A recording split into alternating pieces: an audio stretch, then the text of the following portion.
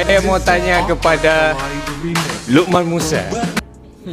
Okey, baik. Okay, Luqman Musa. Saya minta maaf sekejap lah sebelum saya tanya. Apa-apa pun, masa di partnership hari itu, Luqman ada cakap nak Kambing Lufai buat lebih hebat daripada yang sebelum ni. Tapi setakat ni yang saya nampak macam biasa-biasa saja. Mana yang kau cakap kau nak Kambing Lufai boom boom boom? Semasa di partnership tu saya cakap saya akan saya nak partner dengan Fael untuk bersihkan rekod saya sebab saya dengan Fael je partnership sehari tak cukup 100k.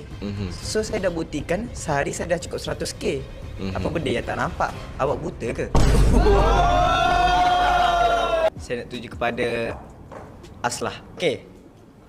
Aslah, sebelum tu aku nak tanya sikit. Mu partner dengan Daus ni berapa hari lah? 4 hari. 4 hari.